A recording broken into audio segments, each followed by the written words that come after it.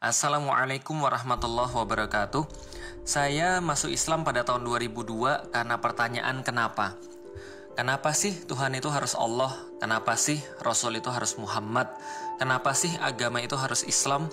Dan kenapa sih saya harus masuk Islam? Karena saya masuk Islam dengan pertanyaan kenapa, maka pertanyaan pertama yang saya tanyakan ketika saya masuk Islam juga kenapa? Kenapa sih Islam yang begitu hebat yang saya temukan ini, Islam yang begitu indah yang saya temukan ini, ternyata pada kejadiannya, pada faktanya tidak seperti teorinya.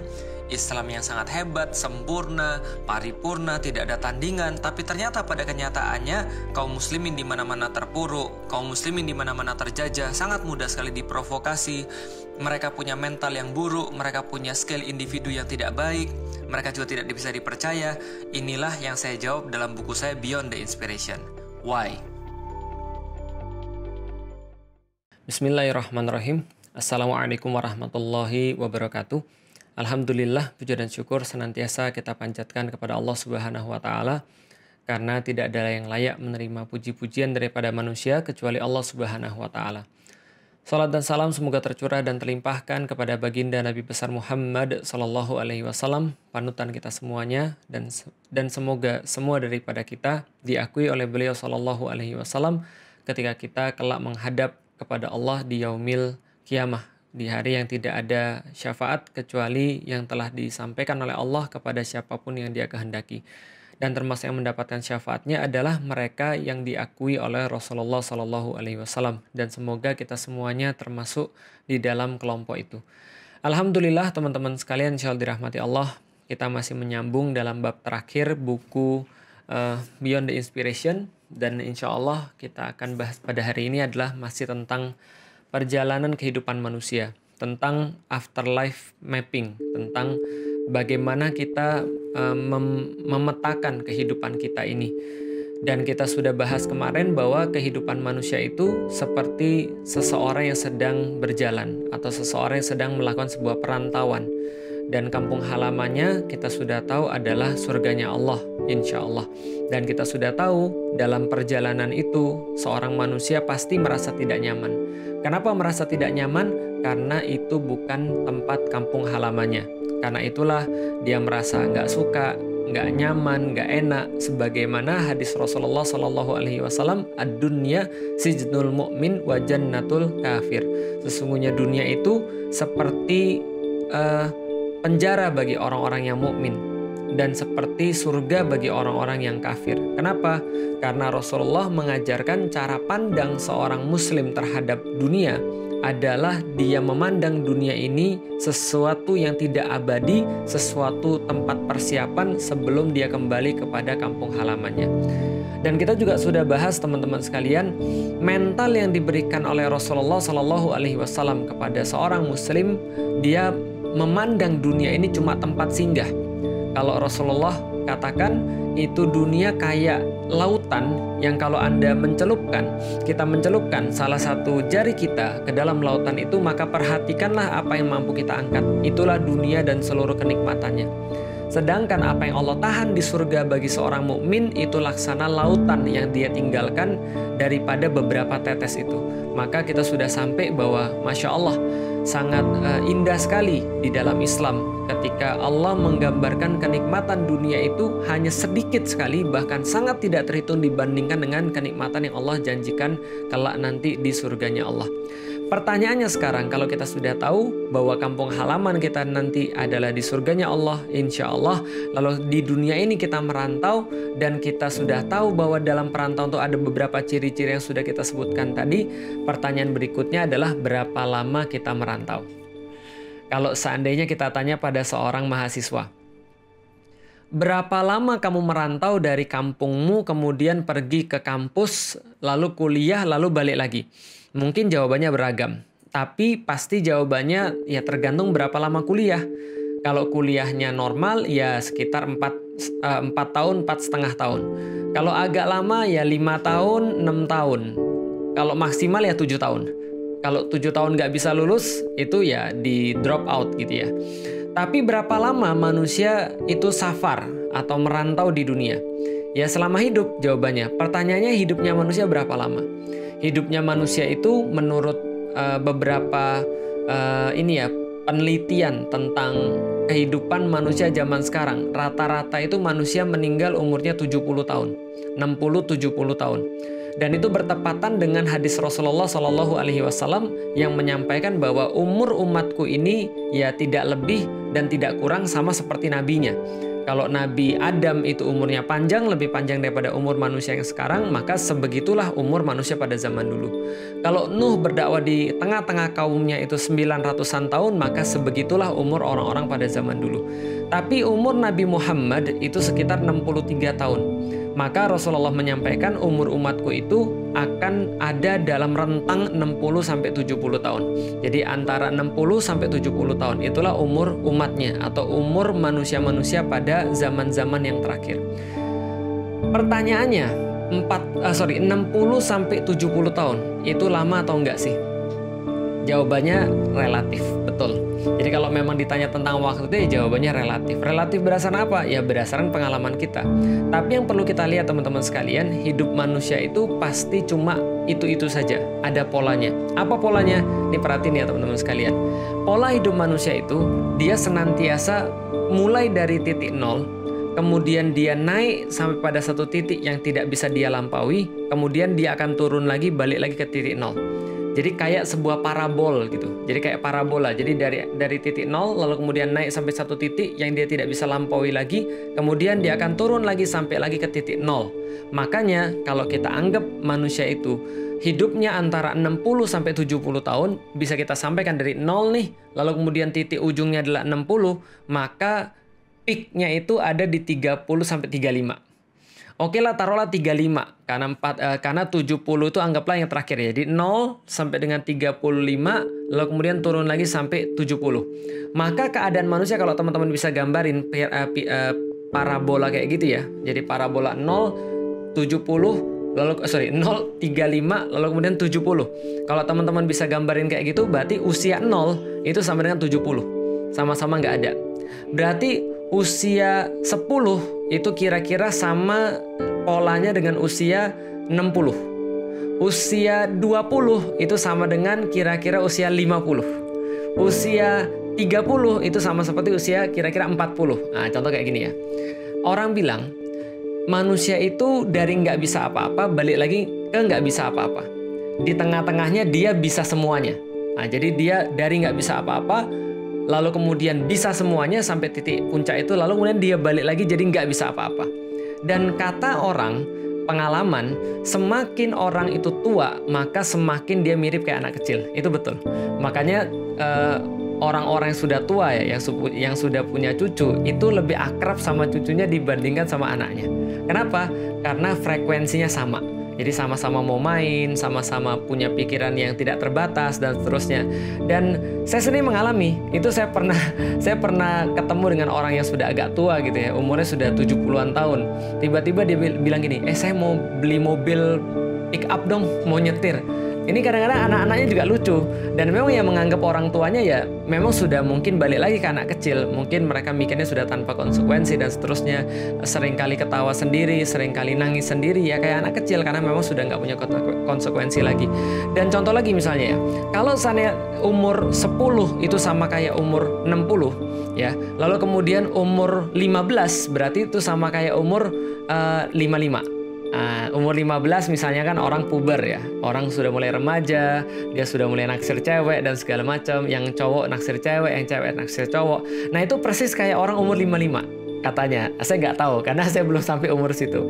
Jadi 55 itu katanya puber kedua gitu ya. Jadi puber kedua karena memang ya itu polanya sama. Kan tadi ya saya sudah bilang kayak sebuah parabol, 0 sama dengan 70. Kalau 70 itu adalah kita andaikan umur manusia, 10 sama dengan 60, 15 sama dengan 55. Nah, jadi puber kedua.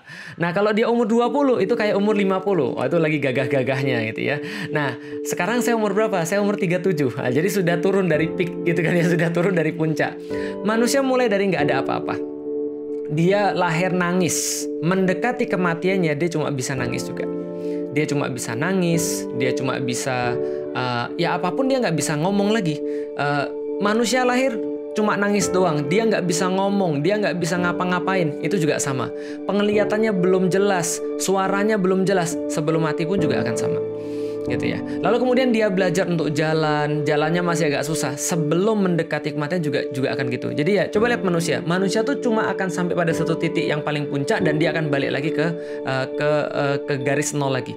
Jadi dia lahir, belajar kemudian jalan, belajar kemudian lari, belajar ngomong, lalu bisa melakukan apapun sendiri, mulai bisa makan sendiri, mulai bisa jalan sendiri, mengambil keputusan sendiri, sampai titik puncak seolah-olah dia bisa segala-galanya. Tapi pelan-pelan ketika dia balik lagi ke titik nol itu, dia mulai akan kehilangan semuanya satu persatu lagi.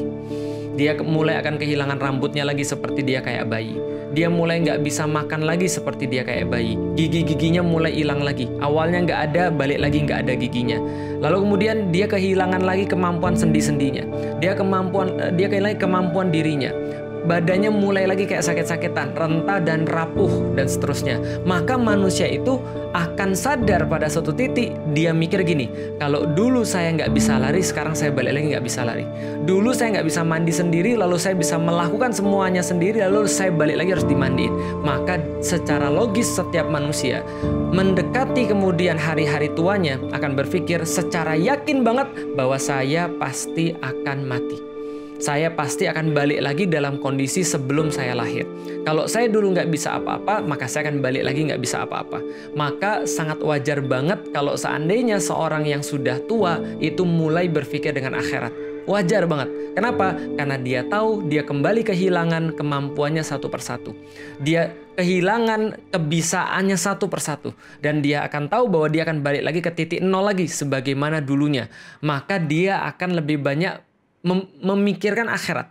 Dia akan lebih banyak perhatian pada amal-amal yang akan dia bawa. Makanya kalau misalnya orang bilang, kalau ada orang tua, dia sadar, itu wajar. Kalau ada orang sudah tua, dia nggak sadar-sadar, itu kurang ajar. Kenapa? Karena harusnya tanda-tanda yang ada dalam tubuh dia sendiri sudah benar-benar bisa meyakinkan dia bahwa sebentar lagi dia akan selesai. Tapi kalau ada orang muda yang sudah mulai sadar, maka itu adalah orang-orang yang istimewa. Kenapa? Karena dia mengorbankan segala sesuatunya karena berpikir lebih jauh bahwasanya dia pasti akan sampai pada titik itu. Makanya kan dalam beberapa puitisasi hikmah dikatakan bahwa Allah itu suka dengan orang yang bertaubat, tapi lebih suka dengan hamba Allah yang muda yang bertaubat. Allah benci dengan orang muda yang bermaksiat, tapi Allah lebih benci dengan orang yang sudah tua yang bermaksiat. Kenapa? Karena kalau dia sudah tua, harusnya dia sudah sadar. Karena apapun yang ada pada dirinya sudah menunjukkan pada satu titik yang pasti ngarahnya ke situ. Dulunya nggak punya gigi, balik nggak punya gigi. Dulu matanya rabun, balik lagi matanya rabun. Dulu misalnya dia nggak bisa makan, sekarang balik lagi nggak bisa makan. Dicabutnya kenikmatan satu persatu oleh Allah. Sebelumnya ketika bayi kenikmatan itu nggak ada, lalu diberikan Allah sampai titik yang maksimal. Dan dicabut lagi satu persatu sampai kemudian itu berkurang terus-menerus, harusnya menjadi tanda-tanda yang paling jelas bagi dia untuk segera bertaubat kepada Allah Subhanahu wa Ta'ala. Berarti ya hidup manusia polanya gitu aja. Pertanyaannya 60-70 tahun ini lama atau enggak sih? Pertanyaan kan gitu ya, 60-70 tahun. Sampai manusia sampai pada satu siklus yang paling tinggi lalu balik lagi, lama atau enggak sih? Kalau ditanya pada saya jawab bentar banget. Kayaknya baru kemarin kita nikah. Saya selalu bilang begitu sama istri saya. Kayaknya baru kemarin kita nikah. Ngeliatin foto-foto anak saya, ya Allah, Gozi tuh baru kemarin ya mukanya kayak gini. Baru kemarin ya Koko tuh kayak gini. Yang paling nyata tuh Alila. Saya tuh Masya Allah, tiba-tiba anak saya tuh sudah balik. Saya tuh kadang-kadang tuh di pojokan, agak stres gitu kan ya, mikirin anak saya. Kenapa? Ya Allah, saya tuh nggak pernah kebayang gitu ya, anak saya tuh udah jadi gede kayak gini. Kadang-kadang saya manggil ibunya salah, saya kira saya manggil ibunya, saya salah manggil dia, gitu kan ya.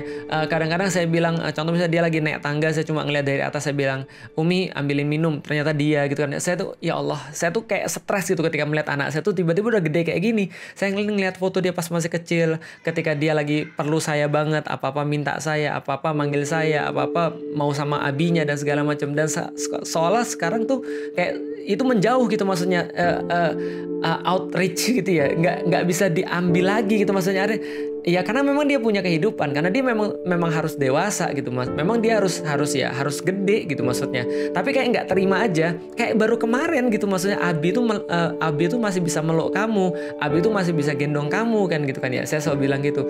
Ya kayak nggak percaya aja, karena bagi saya semua tuh singkat banget. Kayaknya baru kemarin lalu dia itu masuk pesantren. Tiba-tiba sekarang sudah mau kelas 3 gitu kan ya. Ini kan adalah sesuatu yang membuat saya depresi, membuat saya stres. Kenapa? Ya karena semakin dekat waktu saya semakin singkat waktu saya untuk bisa bersama dia, dan semakin dekat waktu saya untuk berpisah dengan dia. Gitu maksudnya. Dalam arti ya mau nggak mau kan suatu saat nanti dia harus dinikahkan. Kan gitu. Ya artinya bagi saya semua tuh kayak terlalu cepat bagi saya. Artinya ya Allah, kemarin kayak baru umur berapa ya, baru masuk Islam umur 17 tahun.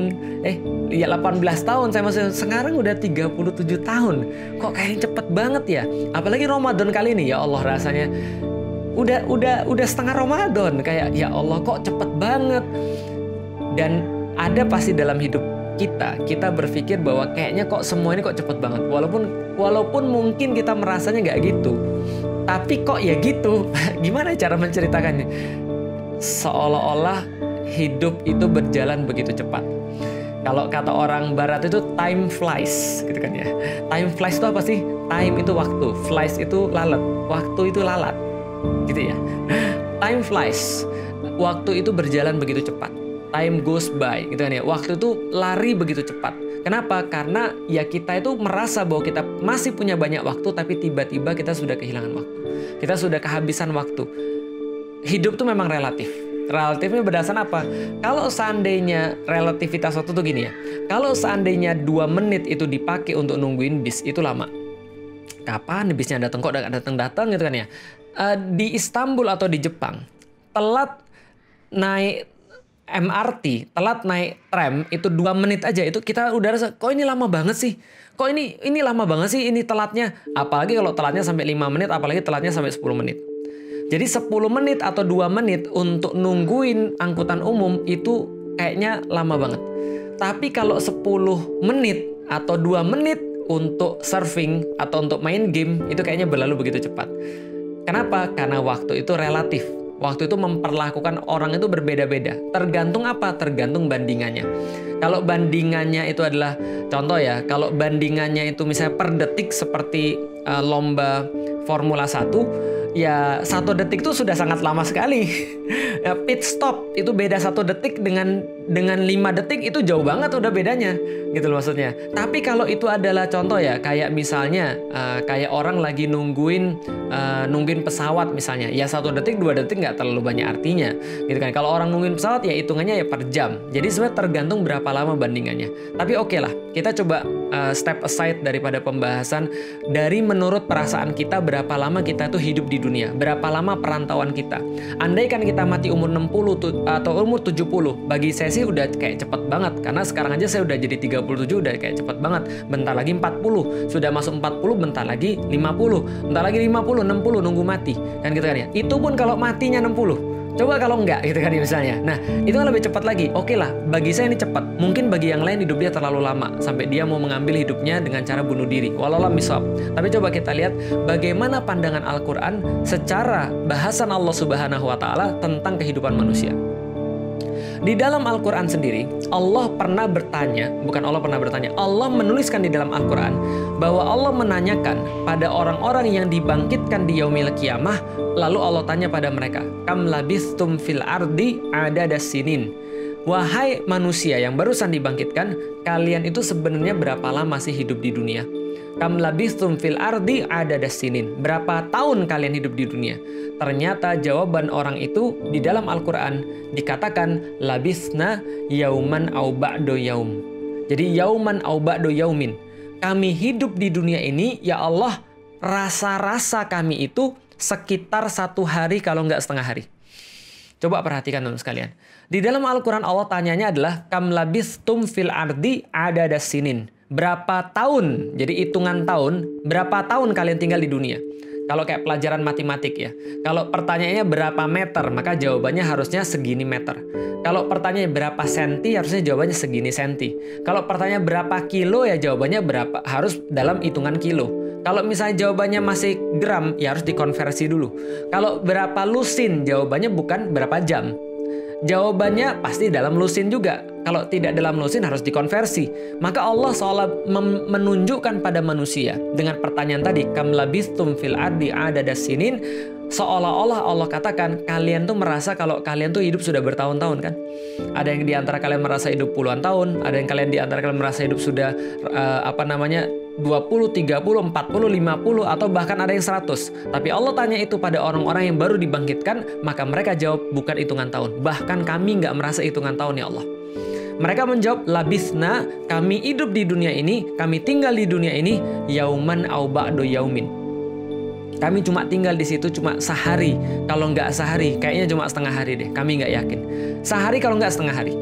Dalam pembahasan yang lain dikatakan oleh Allah di dalam Al-Quran, ketika manusia dibangkitkan, mereka ditanya dengan pertanyaan yang sama, berapa lama kalian tinggal di dunia? Maka mereka menjawab bahwa kami tinggal di dunia cuma sekitar di pagi hari atau di sore hari. Sore hari atau di pagi hari. Kalau sore hari seperti yang sekarang teman-teman lihat saya ini, ya paling sekitar jam berapa? Paling sekitar dari jam 3 sampai jam 6 atau jam 7, paling 3 atau 4 jam. Pagi hari jam berapa? Paling jam 7 atau jam 6 lah taruhlah. Dan jam 6 sampai jam berapa? Sampai jam 10. Pagi hari 4 jam atau ya 3 atau 4 jam atau 5 jam. 4 jam 5 jam. Dalam ayat yang lain seperti di siang hari. Siang hari berapa lama sih? Jam 10 sampai jam 2 atau jam 3? 4 atau 5 jam? Sama. Pertanyaannya kok bisa begitu? Iya. Karena bandingan kita pada saat itu, standar kita pada saat itu adalah yaumil qiyamah. Dan di yaumil qiyamah Rasulullah Shallallahu Alaihi Wasallam menyampaikan kepada kita, wahai manusia, gimana perasaan kalian? Kira-kira gimana keadaan kalian? Ketika kalian dikumpulkan pada satu tempat, seperti berkumpulnya anak panah dalam wadahnya. Dalam hadis yang lain, seperti dikumpulkannya kalian seperti berdesak-desakan. Dan kalian dalam keadaan tidak berpakaian, dalam keadaan kalian tuh tidak dikhitan. Dalam keadaan itu kemudian Aisyah bertanya pada Rasulullah, ya Rasulullah, kalau kami dikumpulkan dalam keadaan kayak gitu, apakah kami nggak merasa malu satu sama lain ya Rasulullah? Rasul katakan, jangankan kalian ngurusin malu kalian sendiri, jangankan kalian mikirin aurat kalian sendiri, kalian sudah sibuk dengan urusan kalian masing-masing. Kenapa? Dalam hadis yang lain diceritakan lagi, karena matahari didekatkan 1 mil di atas kepala kalian. Dan kalian pada saat itu merasa kepanasan luar biasa, dan kalian merasa waktu itu urusan kalian lebih besar daripada apapun, dan mereka semua saking khawatirnya mereka berkeringat sampai keringat itu ada yang menggenangi seseorang di antara kalian sampai batas lututnya, ada yang menggenangi seseorang daripada kalian sampai batas perutnya, ada yang menggenangi seorang daripada kalian sampai batas hidungnya, sampai dia tenggelam dalam lautan keringatnya sendiri. Karena saking dahsyatnya waktu itu, di mana kata Rasulullah, di hari itu kalian dikumpulkan seperti berkumpulnya anak-anak panah dalam wadahnya, berhimpit-himpitan satu sama lain, dalam keadaan panas dan dalam keadaan khawatir, dan kalian dikumpulkan di sana dalam keadaan 50.000 tahun, sementara Allah tidak memperhatikan kalian sedikit pun. Itu kata Rasulullah Shallallahu Alaihi Wasallam. 50.000 tahun dalam keadaan tidak diperhatikan, dalam keadaan berdiri seperti itu, itulah yaumil qiyamah. Bayangannya seperti itu. Maka seseorang di antara kita yang hidup 20 tahun, 30 tahun, 50 tahun, 60 tahun, 70 tahun, pada saat itu mereka akan merasa, duhai kehidupan yang sangat singkat bila dibandingkan dengan yaumil qiyamah. 50.000 tahun kita kemudian ada di situ menunggu pada saat itu dengan amal kita yang kita nggak ngerti akan menghasilkan kita seperti apa. Kalau kita bandingkan teman-teman sekalian, coba bandingin kayak gini ya. Kalau kita hidup 70 tahun di dunia, dan sementara pada saat itu kita harus menghabiskan 50.000 tahun untuk menunggu pada saat itu, sebagaimana hadis Rasulullah Shallallahu Alaihi Wasallam, walau lam bisawab seperti apa tafsirnya, tapi kalau ambillah letter lux 70 tahun di dunia dibandingkan dengan 50.000 tahun, maka seolah-olah kalau kita hitung dengan matematika, kita hidup di dunia itu, kalau seandainya 50.000 tahun itu adalah 1 hari, maka 70 tahun itu berapa lama? Kalau 50.000 tahun itu adalah 1 hari, maka konversinya pada saat itu 70 tahun itu cuma sekitar 2 menit 1 detik. 2 menit 1 detik. Kok cuma 2 menit 1 detik? Bukannya tadi dikatakan orang-orang yang dibangkitkan akan mengatakan bahwa kami cuma kayak di sore hari, atau kami kayak di pagi hari, atau kami kayak di siang hari. Mungkin itu ditambah dengan di kuburan. Kita di dunia 70 tahun, tapi siapa tahu kita di kuburan berapa lama. Kita di kuburan sampai menunggu yaumil kiamah. Sebelum kita dibangkitkan, wallahualam bishawab. Tapi yang jelas 70 tahun hidup di dunia itu kalau dikonversikan, kalau 70.000 tahun sama dengan 1 hari, maka 70 tahun, kalau 50.000 tahun sama dengan 1 hari, maka 70 tahun sama dengan 2 menit 1 detik. Maka pada saat itu, setiap orang yang berbuat buruk, berbuat maksiat, berbuat kejahatan, dia sudah kenyang di dunia dengan seluruh keburukan-keburukan dia, dan memang gak ketahuan dan gak pernah dibalas dia di dunia dengan keburukan-keburukan itu, maka dia akan berkata, ya Allah, ya Rob, saya membeli kenikmatan dengan harga cuma 2 menit 1 detik, dan saya bayar dengan kesengsaraan selama 50.000 tahun. Dia nggak tahu. Disitulah kemudian orang-orang berkata, ini perdagangan yang sangat merugikan. Ya laitani kuntu turaba. Ya Allah, andaikan saya cuma sekedar tanah aja yang nggak harus kemudian bertanggung jawab terhadap semua ini. Dan pada hari itu teman-teman sekalian, orang-orang yang sabar, dia sabar untuk sholat selama hidup dia sabar untuk bisa nutup aurat selama hidup dia sabar untuk dicaci maki, dia sabar untuk bisa mendakwahkan Islam, dia sabar untuk bisa bersedekah, dia sabar untuk mengumpulkan sedikit demi sedikit amal soleh kepada Allah Subhanahu wa Ta'ala, dia sabar untuk bisa mengurusi ayah dan ibunya, dia sabar untuk bisa ngurusin anak-anaknya. Pada saat itu dia berkata, ya Allah, alhamdulillah ya Allah, saya itu cuma beli kesengsaraan selama 2 menit 1 detik. Itu pun kalau sengsara, dan gak mungkin seumur hidup dia sengsara. Cuma 2 menit 1 detik, ya Allah, saya sabar sholat ya Allah, saya sabar untuk nutup aurat ya Allah, saya sabar untuk bisa menaati setiap syariatmu ya Allah. Walaupun saya tuh kerongkongan saya tuh sakit ya Allah, walaupun saya haus banget, saya masih mau membaca ayat-ayatmu ya Allah di bulan Ramadan. Walaupun saya lapar dan saya capek, tapi saya masih mau berdiri untuk di malam hari untuk bisa mengambil sedikit. Siapa tahu engkau ridho dengan saya Allah. Dan saya dapat kenikmatan selama 50.000 tahun. Cuma modal 2 menit 1 detik sabar. Dan kemudian dia dapat semua yang Allah janjikan pada saat itu berupa kenikmatan di yaumil kiamah. Itulah kemudian ketika orang-orang di surga, orang-orang mukmin ketika sudah melalui semua itu, apa kata orang-orang di surga? Bukan kata orang-orang, apa kata malaikat-malaikat di surga? Salamun alaikum bima sabartum. Selamat ya, Anda sudah sabar. Sabar berapa lama? Cuma 2 menit 1 detik. Cuma 2 menit 1 detik. Maka wajar ketika Umar bin Khattab berkata, senikmat-nikmatnya maksiat Anda, ingat maksiat Anda akan berakhir. Senggak ketahuan gak ketawanya Anda bermaksiat pada Allah. Seenak-enaknya, senikmat-nikmatnya Anda bermaksiat pada Allah. Mungkin Anda berzina dan gak ketahuan.